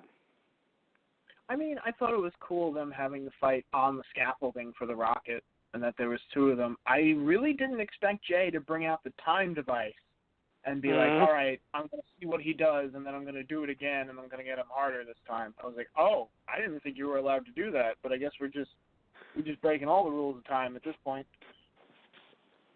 Yeah, I think at that point they were like, do people care? I think they're in this for the ride at this point. Oh, yeah. Oh, the CG was not good. Overall, like usually. Well, yeah, let me tell you I get it. Let me tell you where the CG was good. All right. And actually, one of my favorite shots in the movie actually was when Will Smith's character, when Jay is trying to jump off the building while all of the alien ships are around him. Basically, he's not saving them from an eventual doomsday. He's saving them from current fucking doomsday. Right. That was a cool shot to me. And all the ships didn't look out of place, in my opinion. I thought it was great. But some of this weird shit was when he was off, like when he jumped off, and then you have this fake tension where it's like, oh no, he hit the time travel device out of his hand. Yeah, because fucking Will Smith is going to hit the fucking pavement. And so... Right, yeah. And so, but when they hit it out, they have this weird long arm thing with him. And I think it might be because it was filmed in 3D, or not filmed in 3D, sorry, it was filmed in 2D, but also meant for 3D eyes as well, like 3D showings. Right. 3D eyes, that's funny. Who fucking, oh, yeah, what is it, Cyberpunk 20... showing. They did, but like Cyberpunk 2077, I have 3D eyes. Anyway, right. No, but there were 3D showings as well, and I get it, right, I do, but it's just really weird. Like, even when Will Smith fell off the side of the scaffolding and then flew back in another area, they also had like a CGI body. They did some really weird stuff with the shots. Ambitious in some ways, and I appreciate them for it. But in other ways, they just kind of like, when they zoomed out of someone in a certain shot, you could tell that they were in a green screen. Like, you could see like the haze around their body. Yeah. I think it was like when the two of them were in the elevator going up to the scaffolding as well. Some stuff blends in real nice. Other stuff just doesn't. And Yeah. I mean, hell, even the opening of the movie, like having Boris jumping around like that on the moon, I was like, what? Yeah. Why? You Now- could definitely tell. Yeah, and the thing too is like once I saw that it was on the moon, I was like, you know what, dope. But just him jumping around, I was just like, you could just tell that this doesn't work. Right. Yeah. So, yeah. So I don't know why they went with that. Like I think it's just something that because it's not even like, oh well, just because it's we're in 2019, that's why. No, I saw this a few years back, and I still thought it was bad. Oh. All right. Well, no, because in general, I just don't think that it's not like it hasn't aged well in the last 7 years. I just don't think it meshed well together. Like, I'm happy that they had this vision, but they potentially could have done something with somewhat practical effects and a stage with some CG thrown in, don't get me wrong, but instead of making it a full CG thing, I think that would have worked better. Right. But initially when he took Boris off the scaffolding, I thought he was going to take him to the future. Like, initially, this is my sacrifice. Like the first time they jumped off, I thought that was it. I thought Jay was going to die. Like, I thought he was going to take him with him and be like, Kay can handle one on his own. I'm going to level the playing field. I was like, oh, fuck. Yeah, exactly. And again, narratively, I would have preferred that. Even though I don't hate that they're like father-son, essentially, I don't dislike that. It's just that that death, like we said earlier, would definitely make Kay seem, Right. That would make sense why Kay is the way he is today. Exactly. Would make more sense. It would make more sense compared to this movie. Like, again, you could say, well, have you seen the first two movies? That's why Kay is the way he is today. No shit, Sherlock. Right. But if you're saying it just based on the context of this movie, why are you like this? Also, can I also mention, too, by the way, Jay comes back, sees Kay sitting there. Kay's just sitting there the way he's always sitting there. What changed other than the fact that he's alive? Like, it felt like the burden is on Jay. Like, see, being a crotchety old man, there's nothing wrong with that. You're just wrong for thinking there was something wrong with that. Like, well, it's weird, because, like, well, no, because, like, well, that's the thing, because, like, Jay is like, man, I appreciate the fact that you're alive. And it's like, well, no, that's nice, but also Jay has Kay has some huge issues. Yeah. Like, that shit that's not normal. Like, he definitely has some emotional issues that need to be taken care of. No, it was Jay who was wrong. Yeah. Dude, you need to talk to a therapist. Talk to somebody. Come on. Like, you don't have to talk to me, but talk to someone. God damn. Oh, my God. Basically, I don't... Like, I love you, man, but, like, shit. Oh, I love that the time travel device, by the way, it looks like something out of Power Rangers Time Force, and I'll show you what I'm thinking of after the show. No, really, it looks like one of their badges, because Time Force, they're time police. I get you. Like, now that you say that, and I'm thinking of it, you're right. You're totally right. I didn't know you've seen Time Force. I haven't, but I totally get it. From the bits and snippets I've seen of Power Rangers and the scenes that you've shown me, I believe you. Like, that's funny. They got that time device out of Power Rangers. It looks like it. Nothing wrong with it, because I like me some Power Rangers, but it looks like it is. Right. Yeah. There's something else. Oh, you mentioned much earlier, as we're starting to wrap this up, you mentioned much earlier, before we even began the podcast, you said to me off microphone, I guess, not off camera, you said to me, how does this dude still have the time travel stuff? Like, I know that we have to have a plot. From prison. Yes, I know we have to have a plot. We do.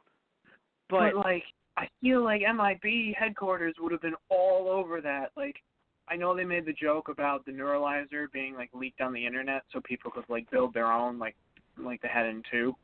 Yes. And, like, okay, that was funny. But, like, at this point, like, we're talking time travel here.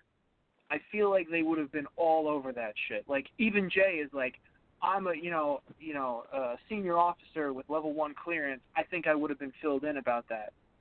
Unfortunately, it's classified. What the then I need a raise And I was like, yeah, give the man a damn raise. Like, he needs to know about this shit. What are you talking about? It's classified. Let me tell you what I find funny.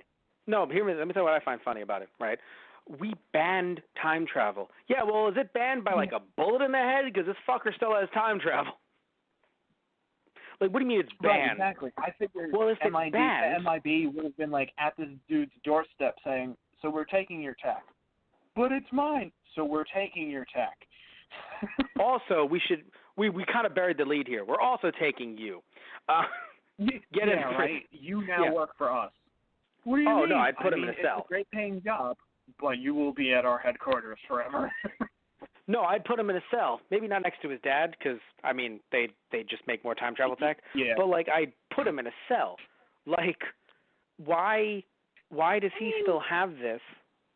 Well, no, he's breaking. Like, have him work for you, but no, he's banned. No, like, because literally, no, dude. The tech is banned, and he's used it before. He had an entire notebook filled of God knows what the fuck else he's changed already. That's fair, yeah. I would send that dude to, I don't know what kind of prison. He's not an alien necessarily. Neither was his dad. That's what's interesting. They never said that they were aliens. They just said that, like, they discovered time travel. They did time travel. Right. Yeah, no, sorry. I know, like, you normally want to do the whole, like, oh, like, you're a hacker, so, like, you could work with us. And that normally works in, like, it even works in the real world, funnily enough, when you have, like, younger people who, like, are hackers. You're like, oh, yeah, we can have them work for the government and, like, try to help us out and stuff like that. That actually does happen in real life. It sounds like a movie plot, and it is a movie plot, but it also happens in real life. But this isn't. This is time travel. This is much, and also someone who's used it. And it's already been banned, so they already know it exists. They've been like, okay, this is bad. No one can use it. We already know this is bad. And he's been using it multiple times, or other people have. That's fair. Yeah, when you put it like that, you're right. He needs to be locked away. Yeah.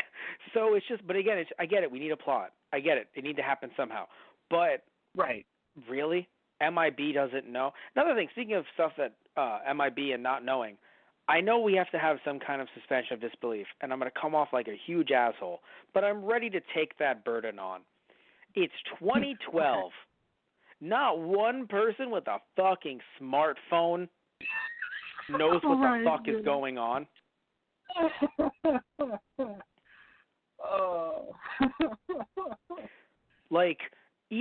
Look, I know we're in 2019 now, but even in 2012, not that long ago, even in 2012, it wasn't like, anyone, how do I explain it? I'll put it like this.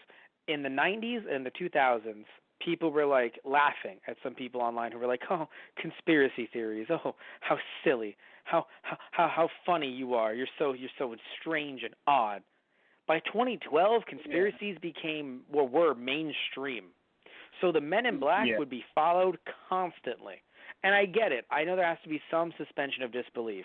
But you wear a suit like that and you look that sharp in the 2010s,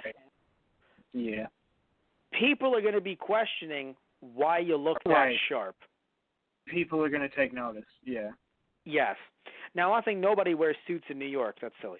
But, I mean, a lot of people that do. But still, I don't know. It doesn't.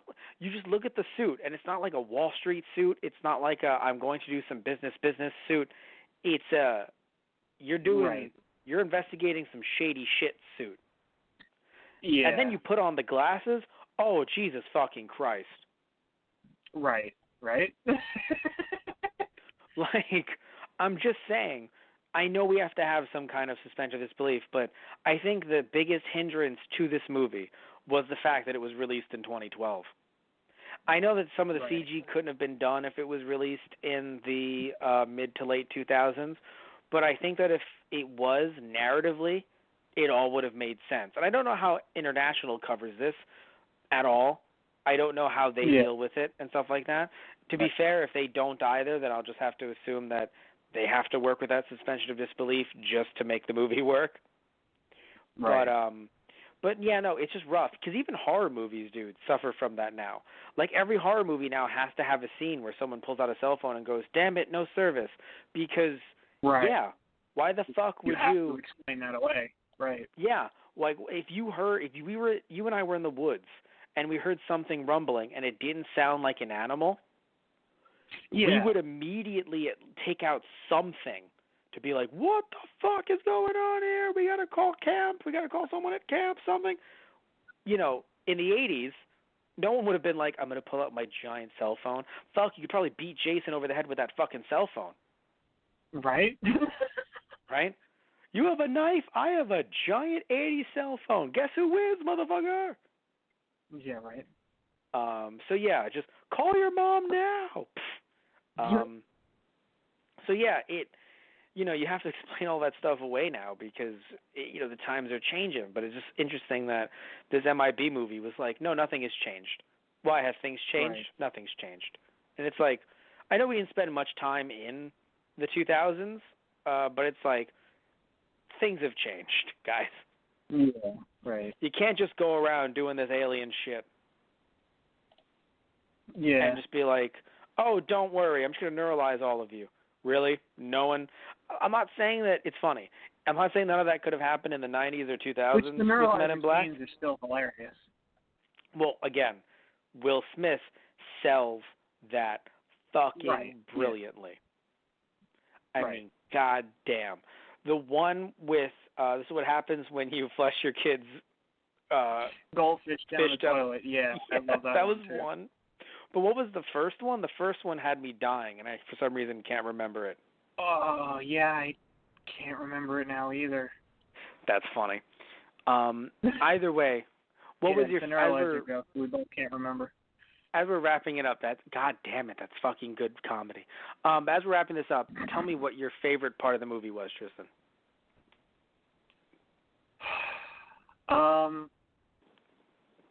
I don't know. I guess I really did enjoy young Kay and Jay being together. A specific part of it, or? Oh, well, just the general. In general, but I love gong. That's what it was. Like it looked like it. Well, it looked like it was a gong. It was a flying saucer. Like in the beginning of the movie. In the beginning of the movie, there was like looked like it was a flying saucer, but it kind of looked like a gong, in a way. And basically, it's like, yeah, you know, when you turn your cell phone on an airplane, you're like, oh, it's not going to affect the airplane. Oh, right. This is what happened. This is what happened. Right. Oh, yeah. God, that was good too. Yeah, no, it has to be a flying saucer. It's all gold. Yeah. Right. Exactly. Yeah. I think probably my favorite, like just the bit that stands out between the two of them was Kay being, let's go get some pie. And Jay's just like, yeah, all right. The future's going to be invaded by aliens. You know, we've been doing some solid police work, you know, investigating, trying to track down this guy. Let's do something stupid for a change. Let's go get some dumbass pie. I think that just dumbass pie killed me the most. Like, I fucking died. Yeah, I will. Yeah, I liked that. I think my favorite line might have been from the movie, and it's hard to say what my favorite was because again, the comedy was actually, when it was good, it was really good. Right. I think it was just some of Griffin's, like his musings, and one of them was, unless, did you have chocolate milk this morning? Yeah. Right. Cindy. Yeah. And then Cindy dies, and I'm like, who the fuck is Cindy? Damn it, Cindy, no. Like, we just randomly meet Cindy. Oh, no, Cindy. Right. As if, like, again, just the juxtaposition. Did you drink chocolate milk this morning? Oh. Yeah? Cindy. Yeah, why? Oh, right. Oh, God. I shouldn't laugh at that, but again, it's just the... No, yeah, that was pretty brutal. Yeah. And again, like, God, it goes back to something. I'm not sure that Boris couldn't kill anyone. He could. He gets the job done. Killed many people. It's just who he is as a person. If he was in front of me, I'd be like, fucking do it. Right. Yeah. You dare try to tell me to kill you? Yeah, fucking do it. I mean, we're already here. I know I'm dead, so, you know, let's get it over. Let's just do it. You As won't. he's shooting me, I'm like, doesn't feel like shit. Kill like shit. Fuck you. Why are you taunting me? He'd hiss at me. I'd be like, you a fucking cat? Right back at you, motherfucker. What, you in the new Cats movie now? Huh? You dancing around with James Corden? And then Do I it? kick down the door and shoot the alien in front of you, and you're like, "What took you so fucking long?" Yeah. So I'm like, overall, I was just trying to see how long you could talk your way out of that one. You're right. That one's on me. I'm now trying to see which alien is Rip Thorne. I don't know. I'm looking at maybe it's the glacier looking one. Maybe that's like a big enough mask that you can't tell that it's him. Right. Yeah. I honest to God don't know which one is him because they all have elaborate masks and or makeup. Right. I honest to God don't know. Anyway, so I think we're done with this unless there's anything else you want to say Yeah. before we wrap this one up. I think we got it. All right, so I'm thinking, again, it's either tied or, God, it's really hard to tell whether or not it's better than the second one because, again, there's just some higher parts, there's some lower parts. I just think it's a victim of when it was made. Yeah. Which is Yeah. odd in itself, but It really is, right? Because, again, you couldn't do some of the CG stuff in the 2000s, but, like, I would sacrifice Right. some of that, especially because I didn't think it looked good here.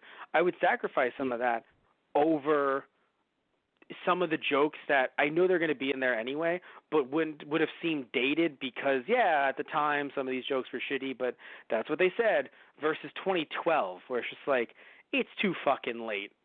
Like, sorry, when you're in the 2010s, you can't be saying shit like, oh, back in the 2010s. Like, yeah, when you're in the 2040s, sure.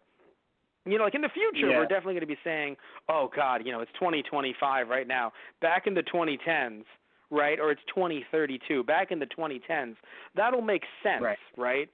But we're in 2019 right now. I can't be looking at 7 years ago and being like, so long ago. Yeah, right? Like, no, God, no, fuck that. Yeah. 99, sure. Works. No, 2002, sure. Yeah. It's too close. Yeah. Right. Anyway, either way, I hope you all enjoyed. Oh, okay, no, sorry. For a second I thought the kid, the one who was, he's not even a kid, but the guy who was running the pawn shop, I thought he was playing with a Guitar Hero guitar. Even though I knew it was a real guitar. But I thought it was a Guitar Hero. Oh, he had a fake. I thought it was a Guitar Hero guitar. No. Was it a real one? Yeah, no, it was because you get a close up and it's a real one. He was just pretending to play along with whatever band he was watching. Right, okay. What I was going to say is I thought he was actually just playing Guitar Hero on like multiple screens.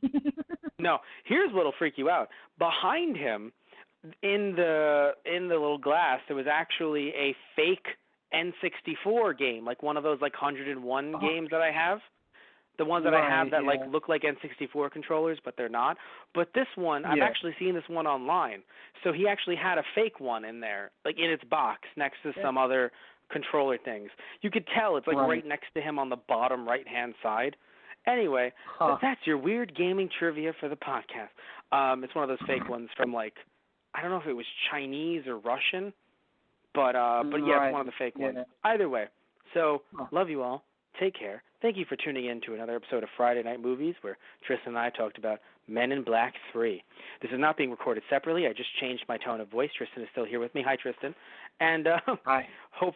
Hopefully all of you tune into our next episode. And if you're wondering where to find our next episode or how to find them, you can actually check out our YouTube channel, Those Guys on the Radio, and see some of our archived stuff there. Also on Blog Talk Radio. Usually these get posted there, blogtalkradio.com/Those Guys on the Radio, or search up Those Guys on iTunes, and you can find our backlog through there as well. Download it and listen to us on the go.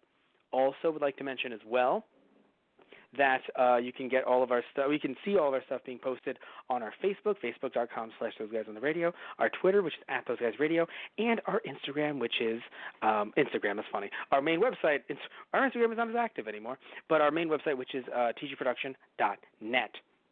Also want to mention as well, I don't know why Jay was smacking an alien with a baby alien. That was kind of fucked up. I know he was mad, but the alien looked like a baby. That was kind of fucked up. Kind of. Do you remember that scene? Like, he's just smacking him with, like, it looks like it's a baby. And I'm like, why? I mean, that baby-looking alien was also in a pot previously, so, like, you know, apples and oranges, which is worse. No, that's the thing. I feel like, no, like, it just looks like it's like, I'm going to save him. And then he's slapping him with the baby. Right. Well, I mean, even Jay was like, dude, that was kind of fucked up what you did back there. I know you're having a bad day, but like, you better. Well, no, he said it was. But that's the weird thing. Oh, it's fucked up what you did to that alien dude. What about the baby? Right. Yeah. Anyway. So, tune in next time, everybody. See ya. This podcast is toast. This podcast is toast.